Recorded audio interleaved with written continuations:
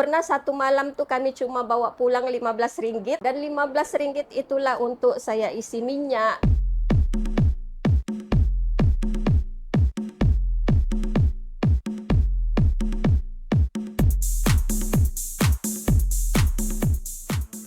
Nama saya Noryani binti Muhammad Syarif dan saya owner kepada Jajan Tawau ataupun Jajanis. Saya mula berniaga pada tahun 2014 dan Jajan Tawau ini pula mula beroperasi pada tahun 2021.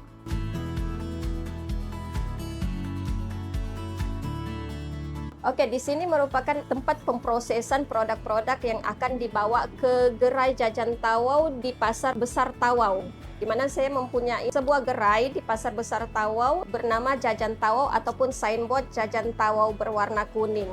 Kalau di Pasar Besar Tawau tuh di gerai Jajan Tawau, gerai 353 Jajan Tawau terdapat banyak produk yang terdiri daripada produk-produk IKS, rakyat tempatan ataupun penduduk tempatan, dan juga daripada Indonesia. Ada campur-campur lah antara produk lokal dengan produk Indonesia.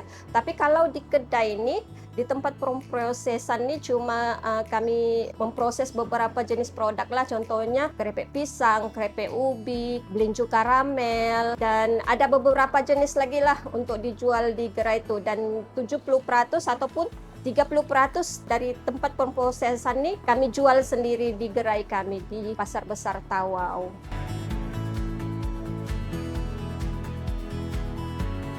Pengalaman sepanjang berniaga daripada tahun 2014 memang banyaklah turun naiknya, di mana prosesnya memang tidak mudah, di mana kami juga pernah melalui macam-macam jenis. Contohnya kami masuk pasar malam, berniaga malam, kami pernah masuk event-event untuk berniaga. Dan start 2001 bila saya fokus kepada Jajan Tawau, kami sudah tidak memasuki lah event-event ataupun berniaga di pasar malam dan hanya fokus berniaga di Pasar Besar Tawau.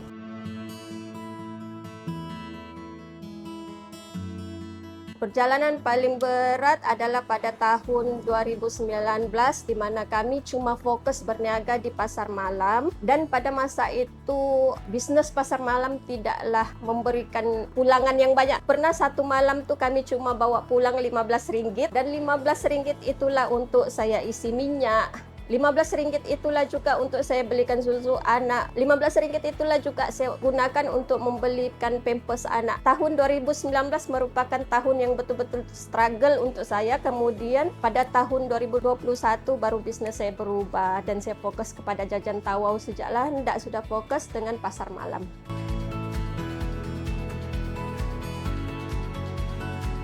Yang bikin kuat semangat sebab mula-mula menjalankan bisnis tu sekadar untuk memenuhi keperluan hidup. Kan kami suami istri tidak bekerja, jadi untuk memenuhi keperluan hidup, disitulah kami berniaga, disitulah juga duit kami gunakan untuk kehidupan sehari-harian. Jadi mau tidak mau kena pergi berniaga. Tapi setelah kami fokus kepada Jajan Tawau ataupun jenama yang telah kami maipokan yaitu Jajanis, di sini baru kami mula terfikir untuk kembangkan bisnis kami dan mula untuk mahu legasikan kepada anak-anak kami, insya-Allah.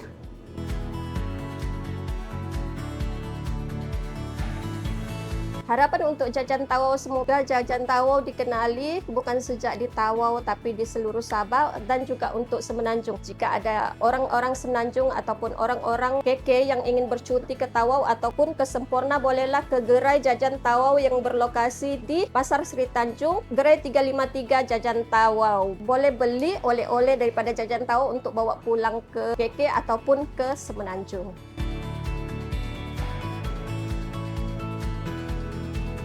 Tips untuk anak muda yang ingin menceburi bidang perniagaan, nasihat saya untuk terus berusaha dan jalani sejak proses. Kerana pada mulanya memang kita akan menjalani proses yang tidak mudah, tetapi selepas itu kita belajar dari pengalaman-pengalaman. Insya Allah sampai masanya ataupun one day kita pasti akan berjaya dalam bisnis kita dan kita akan mula mengembangkan bisnis kita.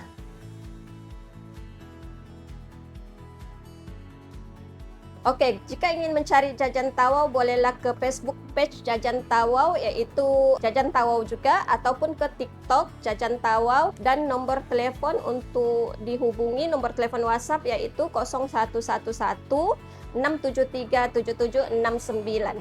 Saya Noryani binti Muhammad Syarif, Sapot Sabahan dan sapotsabahan.my.